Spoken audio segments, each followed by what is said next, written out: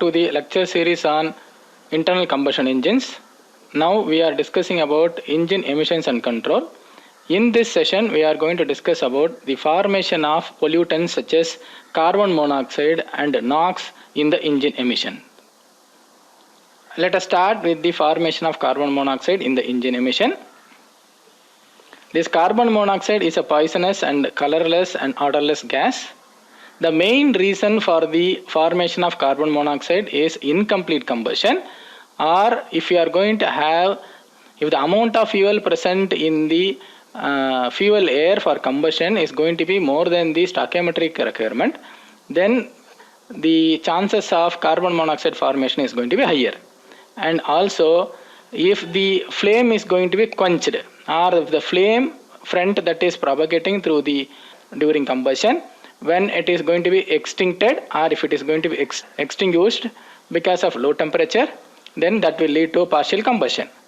So if the combustion is not proper, and if the fuel air ratio is higher, then we say the formation of carbon monoxide is going to be there.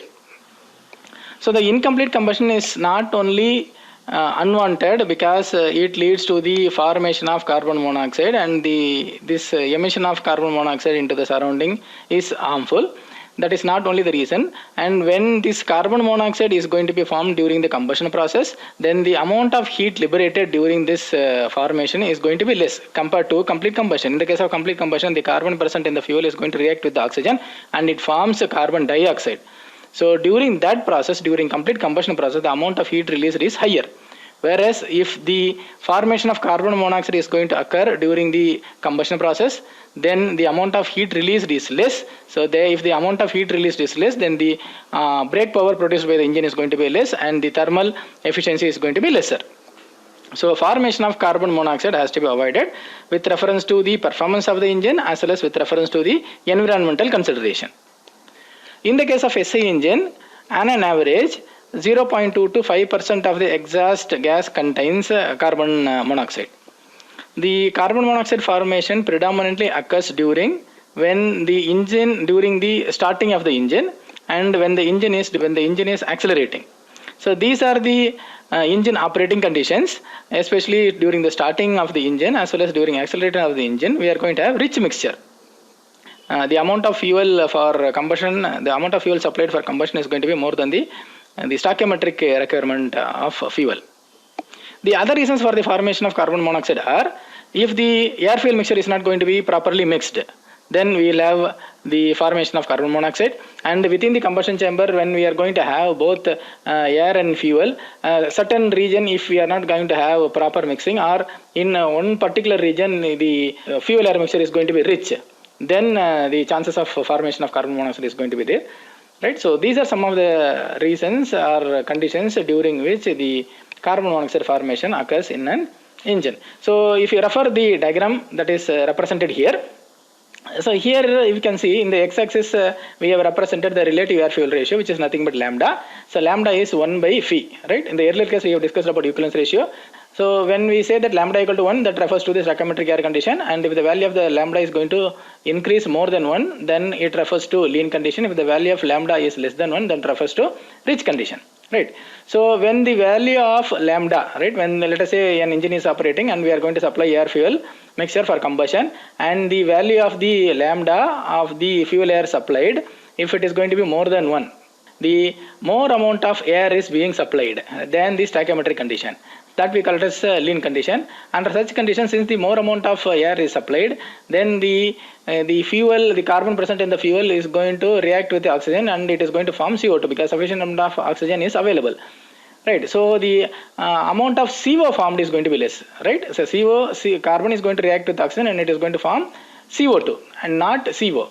So the amount of carbon monoxide formed is less. Value of lambda decreases, right? Less than 1. If you move towards the left side, the amount of carbon monoxide formed during the combustion process is increasing as the value of lambda decreases. So this is about carbon monoxide. And in the case of CI engine, right? In the case of CI engine, what will happen is that the CI engines are going to be mostly operated under lean condition. right? So since we are going to operate under lean condition, it means that more amount of oxygen is available. When more amount of oxygen is available, then the formation of carbon monoxide is going to be less. So for CI engine, this carbon monoxide formation is not that much significant. Coming to the formation of NOx. So when I say NOx, it includes NO, NO2, N2O, N2O3, N2O5. So like this we have various forms of NOx. Among these various forms of NOx, we will have predominantly NO. In the engine exhaust, if you are going to identify NOx, then the NO form of NOx is going to be available predominantly compared to all other forms of NOx. Followed by NO, we are going to have NO2, right? The next concentration of higher concentration of NOx is NO2, whereas the other forms of NOx are very meager. So the source for NOx formation is nitrogen. This nitrogen is available from the air which we are supplying for combustion, right? The air that is supplied for combustion contains more amount of nitrogen. So this is responsible for the formation of NOx. And apart from this, in the fuel also some amount of nitrogen will be present, which is also responsible for the formation of NOx. But the amount of nitrogen present in the fuel is going to be very minimum, right? So nitrogen may be found in the fuel in the form of ammonia. The pathways for the NOx formation are given here.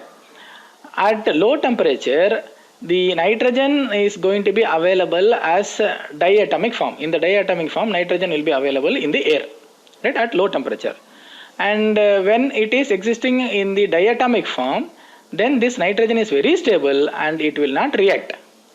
At higher temperatures of around 1800 Kelvin, at higher temperatures what will happen, this diatomic nitrogen, it will dissociate into monoatomic nitrogen.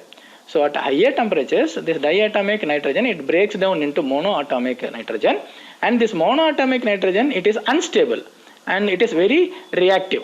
So it will react. So at higher temperature, nitrogen is getting dissociated into monoatomic nitrogen. So the other gases, apart from nitrogen, there are other gases which will also dissociate and it will also become more reactive, right? The other gases during the combustion process, we are going to have higher temperature, and at the higher temperature along with the nitrogen, the other gases such as water vapor and oxygen, they also dissociate. So oxygen, it will dissociate from diatomic into monoatomic. Similarly, water, it dissociates into OH and H. So the high combustion temperatures are at equivalence ratio of 1. This we have discussed already in the previous lecture. When the peak of the NOx occurs corresponding to equivalence ratio of 1. And to be specific, the peak of the NOx, it occurs when the value of E equal to 0.95, because at this equivalence ratio, the combustion temperature is very high and there also surplus oxygen exists. It's also formed because of the thermal NO and also due to fuel NO. So this thermal NO is what we call it as the combustion temperature. If the combustion temperature is more than 1800 Kelvin, then the nitrogen that is present in the air that reacts with the oxygen, and if you are going to have surplus oxygen, that is also going to make the formation of NO. So this is the primary mechanism in the case of formation of NOx in the engine, right? So this is given by Zeldovich mechanism. The various reactions for the formation of NO is given here. This monoatomic nitrogen, it reacts with O2 and it forms NO and O, and monoatomic nitrogen, when it reacts with the OH of the water vapor, it gives out NO and H. The diatomic also reacts with the monoatomic of oxygen and thereby it forms NO and N. So these reactions we call it as Zeldovich mechanism, right? Apart from this, the presence of nitrogen in the fuel is also responsible for the formation of NO, and this amount of N, when compared to the nitrogen that is present in the air, the nitrogen that is present in the fuel is going to be less. So the in comparison to the NOx formation from the nitrogen that is available in the air, Because of fuel, it is going to be comparatively less.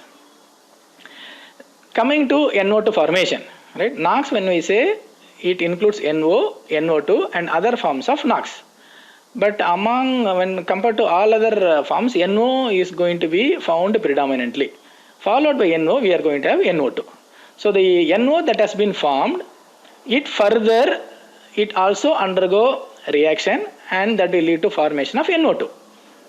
So the NO that has been formed at higher temperature, when it reacts with water vapor, then the oxygen present in the water vapor, it is going to combine with NO, and thereby it forms NO2.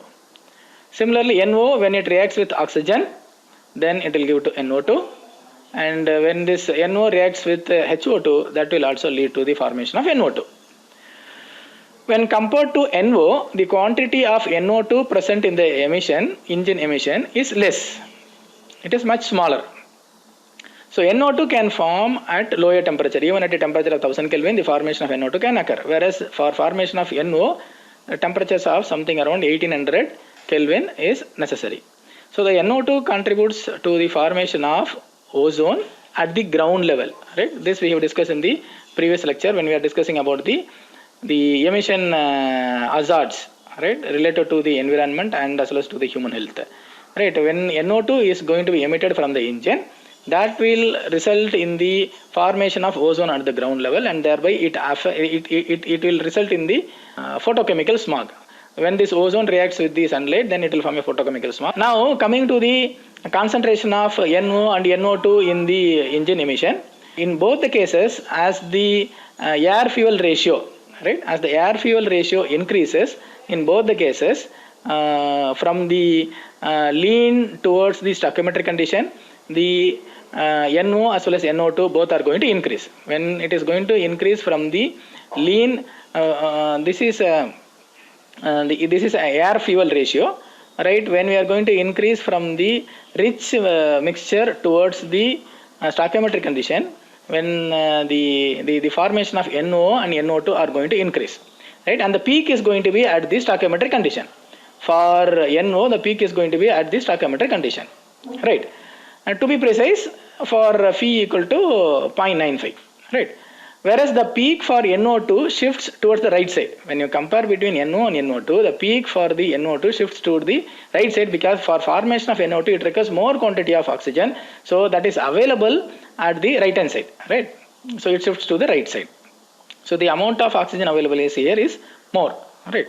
So and when you compare these two curves, NO curve and NO2 curve, the concentration of NO is given in the y-axis on the left side, and the concentration of NO2 is given on the y-axis on the right side. So if you compare these two, the amount of NO that is present in the engine exhaust, right, that is given in terms of thousands of ppm. See, 2000 ppm, 3000 ppm, 4000 ppm. Whereas the presence of NO2, it is given in terms of 20, 30, 40, 50 ppm, 60 ppm, 70 ppm, right? So when you compare these two, the engine emission contains both NO as well as NO2, but more amount of NO is present compared to NO2. And what are the factors that are responsible for NOx formation in the engine, right? So coming to the various factors that affect the formation of NOx, the primary factor is the engine combustion temperature. Higher the engine combustion temperature, then we are going to have more of formation of NOx. When the engine is going to be operated at a higher load or at higher speed, then the combustion temperature will be higher and NOx formation is going to be higher. And the second parameter is the equivalence ratio. So this we have discussed already. In the case of SI engine, the maximum formation is at phi equal to 0.95. That is slightly lean mixture condition. At slightly lean mixture condition, the combustion temperature is higher and the surplus oxygen is also going to be available. So thereby the formation of NOx is higher. Whereas in the case of CI engine, the NOx formation is minimum, because the CI engine is operated under lean conditions. And the other parameter that is responsible for the formation of NOx is the duration of the combustion process. Higher the duration of the combustion process, if the combustion process is going to be lengthy, then the formation of NOx is going to be higher, and the location of the spark plug, right, for to start the combustion process, right, that is also going to be an important parameter for the formation of NOx, because the spark plug is the place where we are going to have hotspot, right, it is at a higher temperature. So near that region, near the spark plug, the temperature is going to be higher, so the formation of NOx is going to be higher. And the timing at which we are going to introduce the spark for combustion, right, that is also important. So earlier ignition, that will lead to higher temperature, higher combustion temperature, thereby NOx formation occurs. So in CI engine also, most of the NOx formation occurs when we are going to have early combustion.